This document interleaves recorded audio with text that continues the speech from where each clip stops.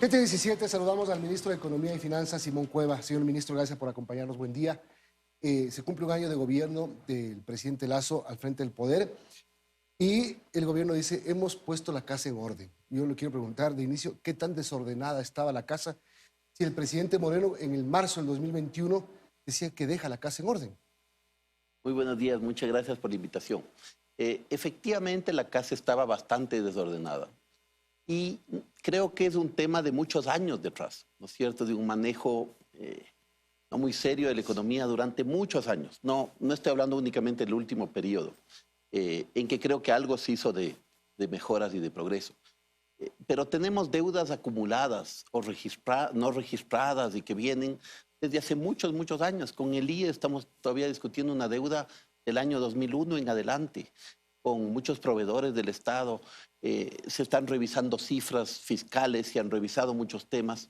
Y efectivamente parte del objetivo ha sido tener una casa en orden. Si uno no tiene la casa en orden, es muy difícil pensar a mediano plazo.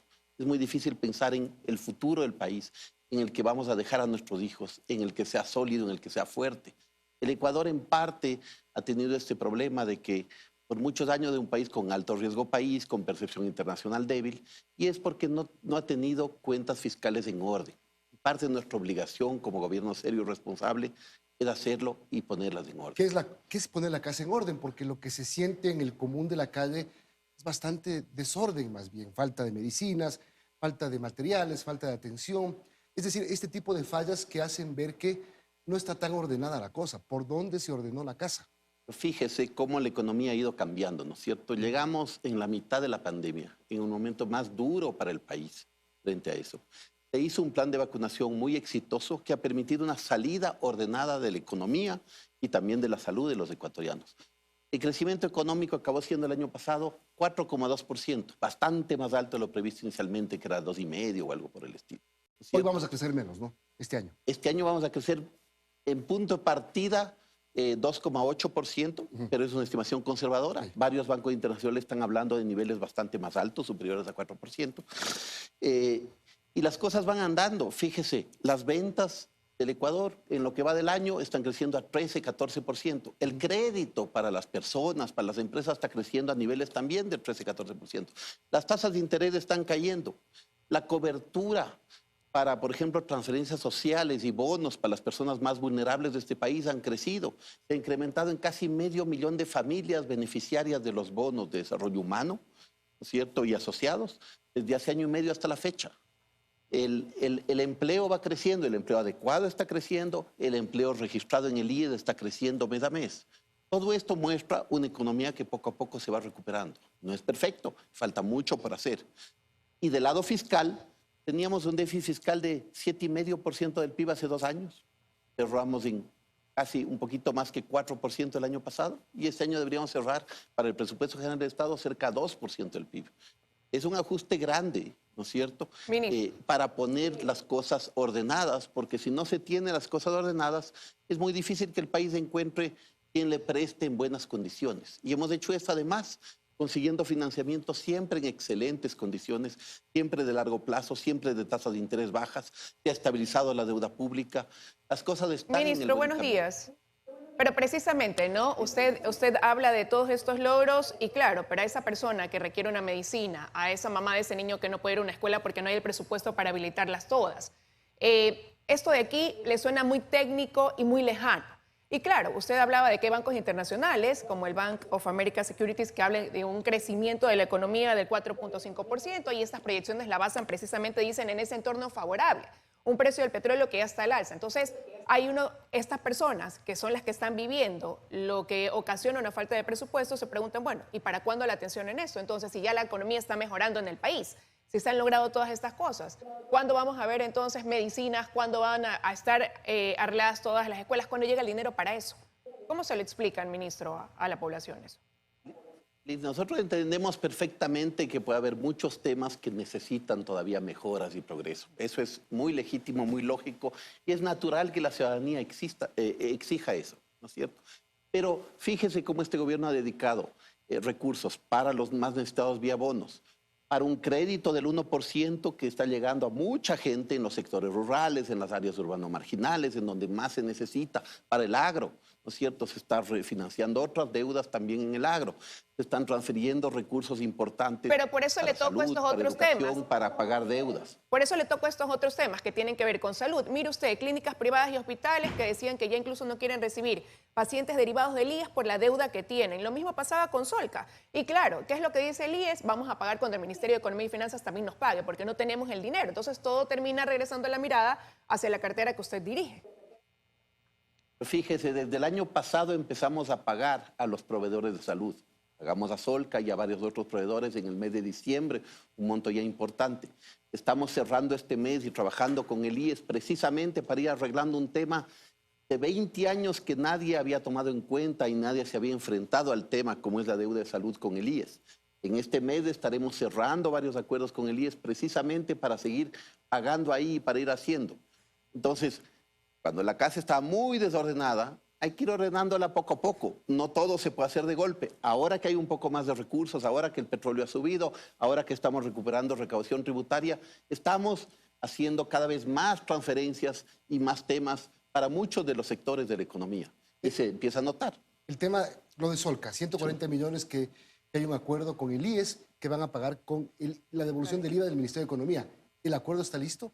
A ver, lo que hemos hecho con el IES en cuanto a la deuda de salud es que, como le digo, esta deuda se arrastra desde el año 2001, de acuerdo, más de 20 años, y lo que hemos hecho es un proceso para poder evaluar, hacer auditorías médicas, ponernos de acuerdo en los números y poco a poco ir pagando estos temas. Efectivamente, ya tenemos un primer tema, lo estaremos discutiendo probablemente esta semana o la próxima con el presidente del IES para anunciarlo a la ciudadanía y debería ayudar precisamente a empezar a pagar de la deuda salud o de algo de rubros de IVA atrasados. O sea, es mixto el tema. De la deuda de salud y del IVA. Así es. Bueno, cuando el gobierno dice la casa en orden, que se ha convertido en la frase por lo menos de las últimas 2 semanas, y explica al gobierno por qué ha tenido que poner la casa en orden. Esa frase, digamos, resulta entendible, es que el país ha estado tan mal en este año, pero tiene fecha de caducidad, y la fecha de caducidad es el 24 de mayo, porque ya el país va a querer ver otras cosas.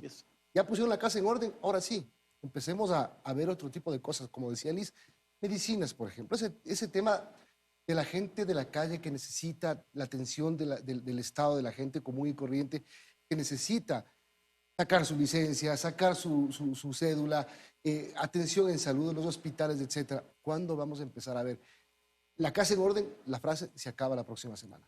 A ver, absolutamente, y estamos trabajando en muchos de esos temas, ¿no es cierto? Se han transferido recursos a la Policía para Seguridad, se han transferido recursos al registro civil para muchos de esos temas que otra vez venían rezagados de varios años, ¿no es cierto? El problema de pasaportes o cédulas ya venía desde hace 2 años o algo así. También tiene fecha ¿no de caducidad el tema. También tiene fecha y estamos transfiriendo los temas. Estamos transfiriendo muy de cerca con el Ministerio de Salud para ampliar la cobertura de muchos hospitales, crear, digamos, lanzar o ampliar casi 8 nuevos hospitales en este año en el país y al mismo tiempo ampliar la disponibilidad de medicinas y al mismo tiempo hacer toda la externalización de farmacias, que es un proyecto bien interesante que está haciendo el Ministerio de Salud junto con el CERCOP, para pagar menos como Estado, pagar de manera más eficiente las medicinas, pero llegar de verdad a la gente. Todos esos temas se está haciendo. ¿En dónde? Se está ampliando hospitales o haciendo varios hospitales. Por ejemplo, el de Puerto Viejo, que es un hospital que está a medias,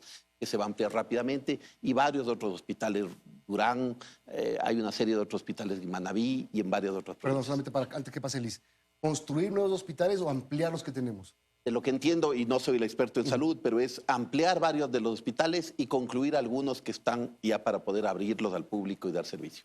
Liz. Ahora, ministro, pero eso dice, marca dentro de lo que usted anticipaba, que para este segundo semestre del 2022 se iba a ampliar o incrementar un poco más la inversión pública debido a esta mejora en la economía, ¿o qué más encierra eso? Así es, Liz. La inversión pública va a crecer. En este año la inversión pública prevista en la programa presupuestaria con 1.870 millones, es ya 19% más de lo que se invirtió el año pasado. Cuando uno compara papas con papas, cuando uno compara realmente lo comparable, a veces hay unas cifras que circulan que no son comparables porque parte de la transparencia con la que hemos manejado las finanzas ha sido que la proforma presupuestaria sea transparente, que dentro del rubro de gastos y la clasificación de los gastos, antes dentro de inversión estaba pago de sueldos, estaba pago de bonos. Ahora hemos puesto sueldo de sueldos, bonos en bonos, inversión en inversión, como debe ser. Y cuando uno compara transparentemente, la inversión de este año va a ser superior al del año pasado.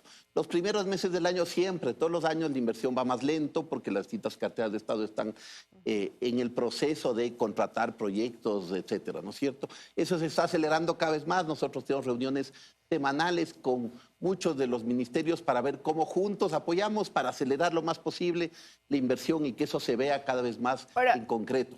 Ministro, y hay dos cosas. Una, usted ha dicho que igual en este primer trimestre del 2022 la economía ecuatoriana muestra señales de recuperación, hay un mejor precio del petróleo sin duda, y recuerdo que el presidente Lasso en su momento dijo que si las condiciones mejoraban, se podía revisar ese incremento del impuesto a la renta, que resultó un golpe para la clase media, sobre todo aprobado en la Ley de Desarrollo Económico. ¿Hay la posibilidad de revisar ese incremento o no? Y a ver, este rato la economía ecuatoriana efectivamente está recuperando, pero pensemos en un tema. Los precios de petróleo efectivamente están altos. Los precios de petróleo es algo temporal, suben y bajan, es fluctuante, ¿no es cierto? No es que mañana, estoy seguro, en un año, que los precios de petróleo van a estar tan altos. Es muy difícil prever los precios de petróleo.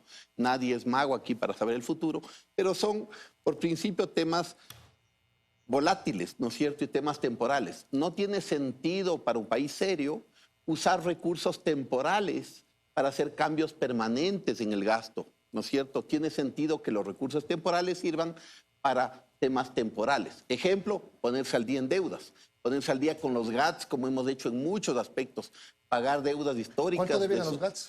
A los GATS hemos reducido la deuda. Tenemos 3 meses de atrasos en el modelo de equidad territorial cuando llegamos. Este rato estamos al día en el modelo de equidad territorial con los GATS. Solo tenemos algo de deudas heredadas de años de gobiernos anteriores, de más o menos 300 millones de dólares. Por IVA son como 120 millones que quedan. Ya nos pusimos al día de 224 millones en diciembre pasado.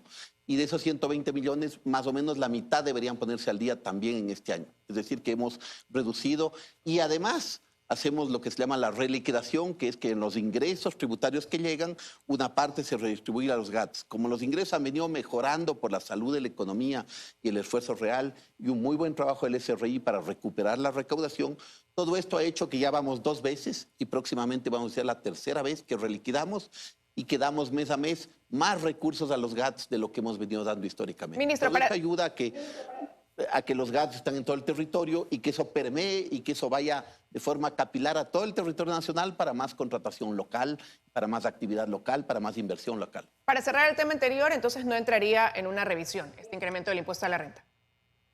No está previsto por ahora ninguna revisión. Y ahora, hay una deuda que también está pendiente durante este primer año de gestión y tiene que ver con lo enfocado a contrarrestar esa desnutrición crónica infantil. Siempre se lo ligó con obtener los recursos de la venta del Banco del Pacífico. Últimamente se viene hablando sobre eso.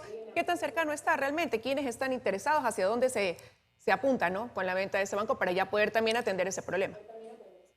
A ver, si el presidente dijo ya en semanas va a salir a la venta es porque tienen algo más importante adelantado. Sí, a ver, se ha hecho mucho progreso en el tema del Banco del Pacífico, ¿no es cierto? Se ha hecho mucho trabajo. La propia administración del banco ha hecho mucho trabajo para limpiar también adentro, poner la casa en orden dentro del Banco del Pacífico, que las cuentas estén claras, que las cuentas estén ordenadas. Todo está desordenado. Que el banco está bien. Había varios gastos muy excesivos en el Banco del Pacífico que ahora están limpiados, ¿no es cierto? Y ese banco, la administración del banco y la CFN, que son quienes están directamente a cargo de la venta, están avanzando muy rápido. Ya se recibió una evaluación adicional por parte de Bank of America, que es el banco que acompaña en el proceso, y el proceso ya está avanzando rápidamente. Hay efectivamente muchos interesados internacionales, regionales al respecto. Son más de 15 interesados, ¿de acuerdo? Y el proceso está avanzando. Como es lógico, en estos procesos no hay cómo adelantarse a los números antes de que se concrete el tema. ¿Estará vendido antes de que se acabe el año? Y en principio debería estar vendido antes de que se acabe el año, efectivamente. Y la idea es que los recursos de esa venta sirvan precisamente para orientar hacia los temas. ¿700 millones de dólares? No quiero dar una cifra particular porque depende del tema de venta. En valor patrimonial me parece que está algo por encima de 800 millones de dólares. Y el objetivo es que esos recursos sirvan para algo que es fundamental para el país a largo plazo. La nutrición de nuestros niños. El Ecuador tiene niveles de desnutrición muy altos para toda la región. Tiene más de 25% de nivel de desnutrición. Eso es inaceptable. Sí, hay que bajar 5% del Y plan del gobierno. hay que irle bajando 5 o 6% a lo largo del gobierno. Ministro, usted, con todo lo que nos detalla, precio del petróleo, préstamos internacionales, el manejo macroeconómico, ¿qué pasa en el país que no se siente a ciencia cierta o no se siente bien o no siente el ciudadano común? ¿Hay problemas de gestión en algunas instituciones del gobierno, del Estado, en GATS? Pero fíjese, un ciudadano que tiene ahora más empleo que antes, que tiene más empleo adecuado que antes, que tiene más transferencias que antes, que tiene más créditos en el sector privado y con créditos del 1%, cuya actividad de ventas está subiendo, ¿no es cierto? 13% más de ventas que el año pasado. No, las cosas no están tan mal en conjunto en el país. No digo que todos los ciudadanos estén perfectos y entiendo perfectamente que ciudadanos descontentos con una y otra cosa, y es natural y es legítimo y tiene todo el derecho a exigir al gobierno que vayamos trabajando todos los días para eso. Y estamos todos los días trabajando con una serie de instituciones del Estado precisamente para fortalecer la gestión, precisamente para acelerarle. ¿Acepta que no hay gestión en ciertas partes? Acepto que, como en todo gobierno, hay áreas en que se puede ir mejorando. ¿Cuáles, por ejemplo, naturalmente hay múltiples áreas en que uno puede ir avanzando. Estamos avanzando. Yo te doy en la muchos. plata, pero tú no gestionas. Con todos los ministerios hemos estado revisando semana tras semana cómo ve el avance de ejecución y cómo se va haciendo. Y con todos hemos logrado avanzar y decir, aquí hay un tema que falla, vamos arreglando entre todos y vamos avanzando, vamos limpiando los problemas. Eso hacemos a diario, es parte del trabajo obligatorio del gobierno, parte de nuestra obligación con la ciudadanía, para que para cada dólar del Estado ecuatoriano se gaste bien, se gaste eficientemente, se gaste también rápidamente una vez que esté asignado, para que los servicios le lleguen al ciudadano. Y eso se va a ver cada vez más. Y como dice el presidente, esto va a acelerar cada vez más. El ritmo de ejecución, el ritmo de resultados se va a ver cada vez más rápido. Como en todo gobierno, se aprende. Ahora, ministro, pero para ir concluyendo, entonces ya podría decir usted que la casa se puso en orden durante este año. Ya está puesta en orden. Ya está todo subsanado, arreglado, transparentado. La casa se ha ordenado mucho, todavía faltan ciertas cosas, no es tan simple un país y tiene muchos temas grandes, pero hay muchos de los temas grandes que se han puesto en orden, así lo reconoce el mundo entero, ¿no es cierto? Así se ve al Ecuador como un país bastante más serio que antes, y así es como la comunidad internacional viene apoyando y viene dando créditos, viene dando aporte, precisamente porque ve un país que está en el camino correcto, porque ve un país que está avanzando en el camino de la seriedad. Con ese gran orden que han logrado a partir del 25 de mayo, ¿hacia dónde se enfocarán entonces las prioridades que van ligadas con lo que necesita desembolsar el Ministerio de Economía y Finanzas para poderse ejecutar dentro de esos planes que están pendientes? Claro, el Ministerio asigna recursos a todo el resto del Estado ecuatoriano, esa es su función. Ha venido asignando recursos, hemos incrementado la asignación en varias áreas. Vialidad, por ejemplo, recuperar muchas de las carreteras afectadas por el invierno. Hemos asignado cerca de 160 millones de dólares adicionales a las que ya teníamos. Salud, todo el tema, como digo, de hospitales, de medicinas y todo el tema que se está trabajando. Seguridad, transferencias sociales.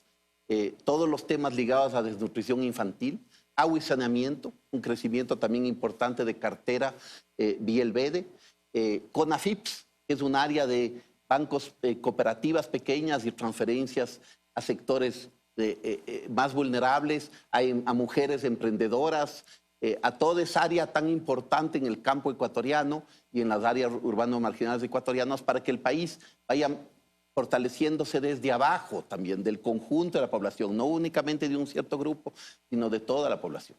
Una última pregunta, ministro. ¿El avión presidencial se vendió? El avión presidencial efectivamente se transfirió, entiendo, se vendió, no es mi área de especialidad. Pero la plata la va a recibir usted. A la fuerza colombiana, digamos. ¿A la fuerza aérea colombiana? ¿Cuál es, el Legacy o el Falcon? ¿El más grande o el chiquito? Ahí me cogió creo que es el Legacy. Pero no estoy seguro, de gana le digo el que...